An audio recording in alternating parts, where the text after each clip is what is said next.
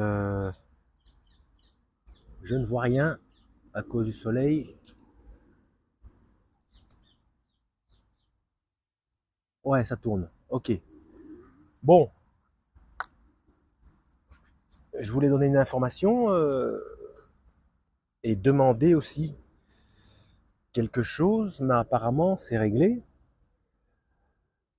parce que concernant l'épisode numéro 38 de ce qui se passe après, comme j'avais fait en direct, je ne savais pas quand il allait être en ligne et j'avais remarqué hier que même s'il était indiqué le traitement va bientôt commencer, j'ai par hasard cliqué dessus et je pouvais le visionner.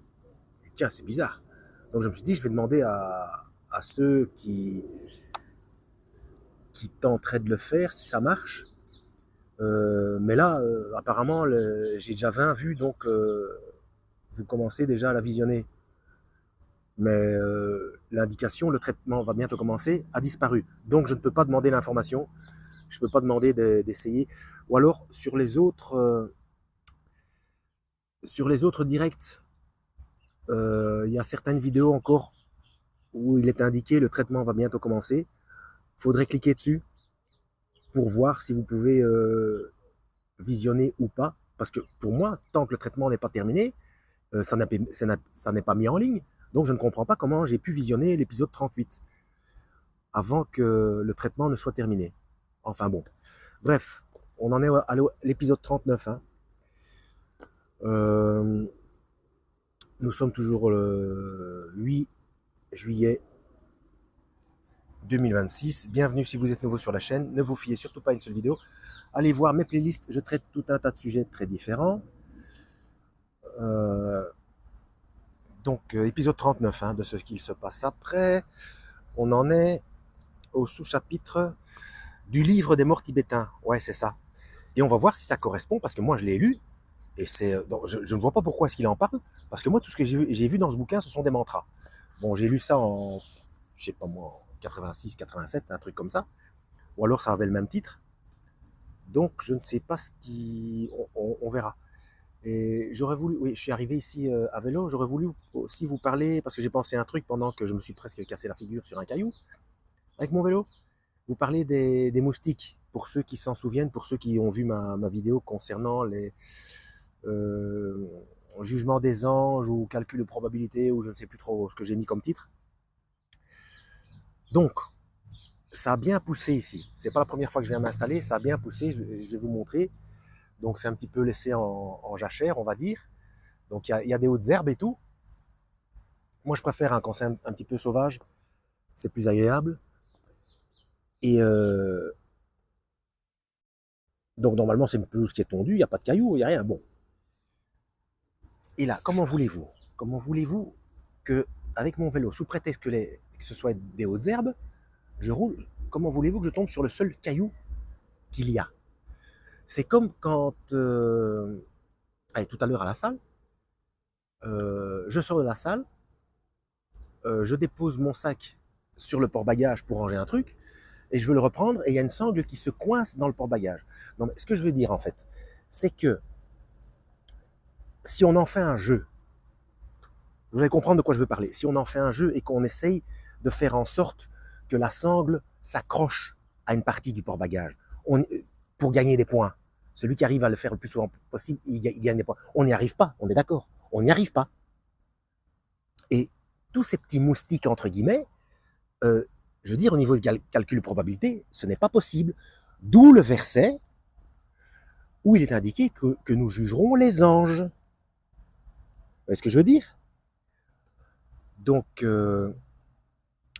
pour les disciples de Christ, bien entendu. Alors, on est d'accord, on ne va pas juger les anges, qui sont les anges dans l'inconscient collectif, ceux qui obéissent à Dieu. On n'a pas à les juger, ceux-là. Mais les anges déchus, qui obéissent à celui qui est le prince de ce monde, Lucifer, le Christ l'a bien précisé. Hein. Donc, ce sont eux les moustiques, entre guillemets. Vous voyez ce que je veux dire? Et ça se passe au niveau, comme ils sont en dehors de l'espace-temps, ils passent de l'un à l'autre, etc. Il passe dans l'espace-temps et hors de l'espace-temps, etc. Donc, il y a au niveau quantique où le temps s'écoule dans les deux sens. donc dans l'infiniment petit, puis au niveau cosmique, et enfin, au niveau ils ont des accès au niveau de la matière et des inframondes et des fréquences vibratoires, etc. Enfin, je vous passe tous les états de la matière, enfin, au niveau quantique, etc.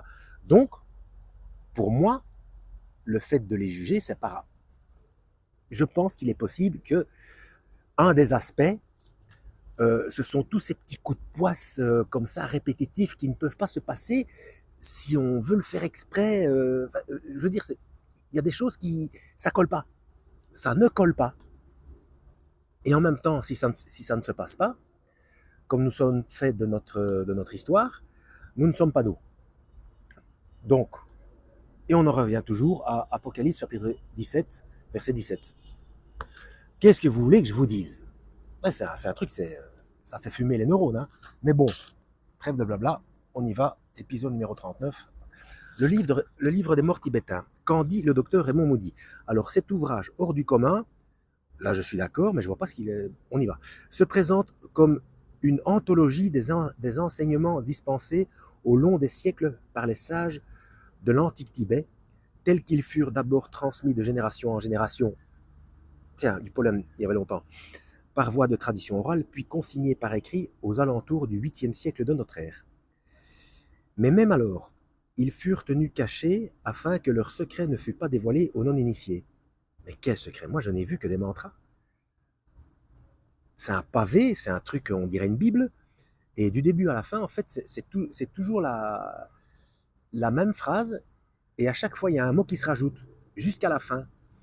Et c'est pour faire accéder à un certain état de conscience. J'ai lu jusqu'au bout, je ne vois pas de secret là-dedans. Hein. Moi, je vois une récitation des mantras, je ne peux pas mieux dire, des mantras qui vous conditionnent le cerveau à ne plus réfléchir et à ouvrir des portes et vous laisser manipuler par des esprits impurs. Moi, je ne vois que ça. Je vois pas de secret. Hein. La forme adoptée par ce livre étrange résulte des différents usages auxquels il a été destiné. Ah, il y a différents usages, ok? Je l'ai peut-être lu à l'envers, hein. Je ne sais pas. Tout d'abord, aux yeux des érudits qu'il avait rédigés, la mort passait pour une activité impliquant une certaine technique. Je n'ai pas vu qu'on parlait de la mort, hein. Ah, quoique, les mantras devaient faire accéder à un état de conscience modifié, et donc il y a peut-être corrélation avec le grand œuvre des alchimistes, donc la transmutation, passer de l'état charnel à l'état spirituel, à pur esprit, sans passer par la mort. Une sorte de transmutation, je ne sais pas. Bref. La mort passait pour une activité impliquant une certaine technique.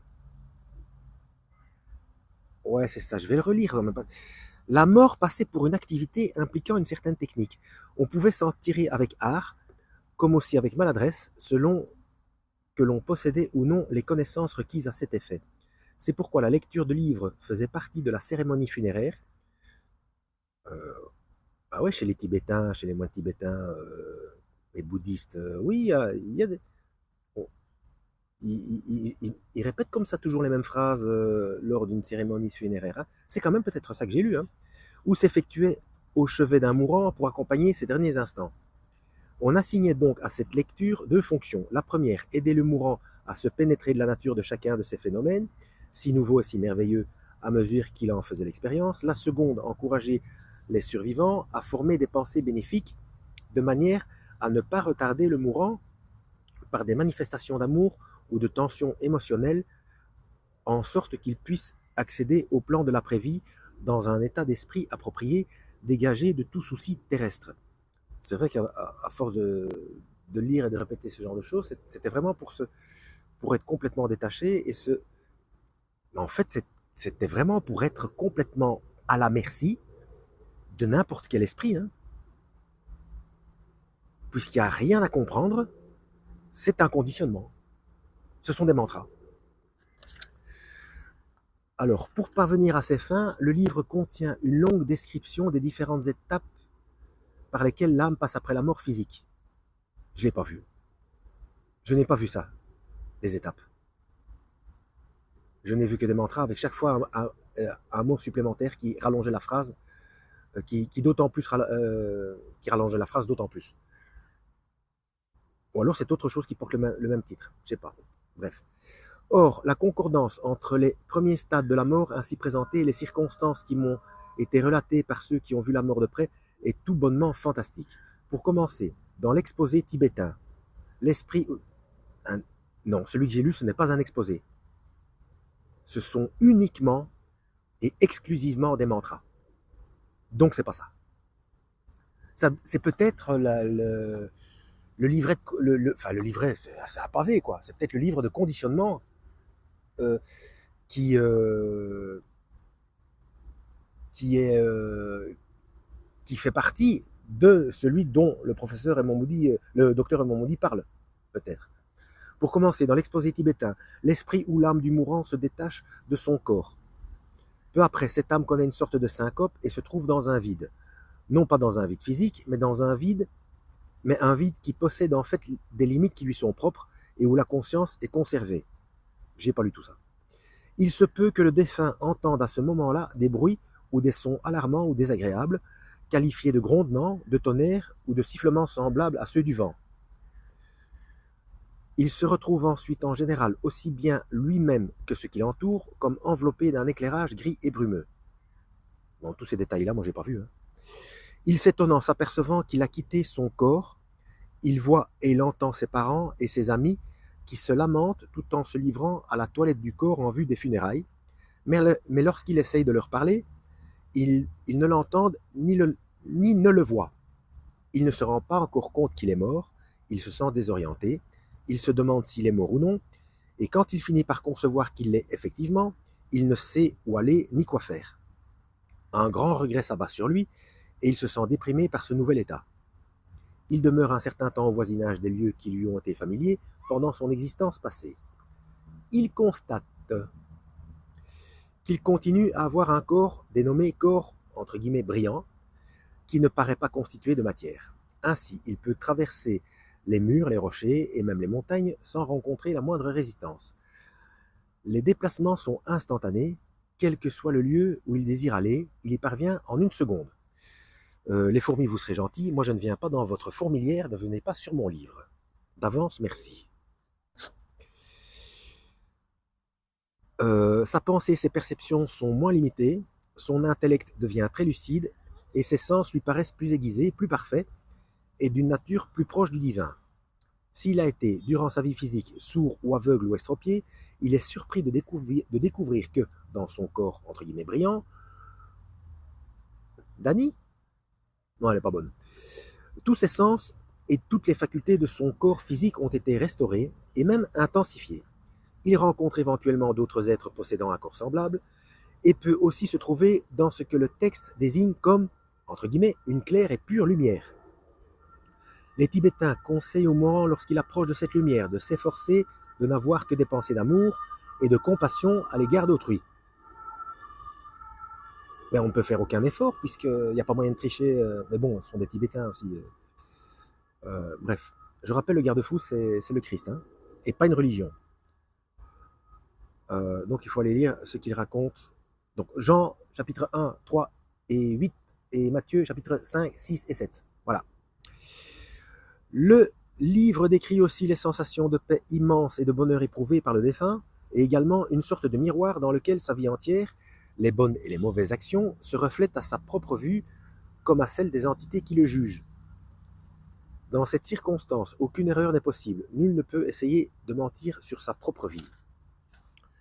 Bref, bien que le livre des morts tibétains contienne encore de nombreuses informations sur les stades ultérieurs de la vie après la mort, qui outrepassent le cadre des témoignages que j'ai recueillis, aucun de mes sujets n'étant allé aussi loin. On verra ça dans les autres livres, hein, vous allez voir, ça évolue.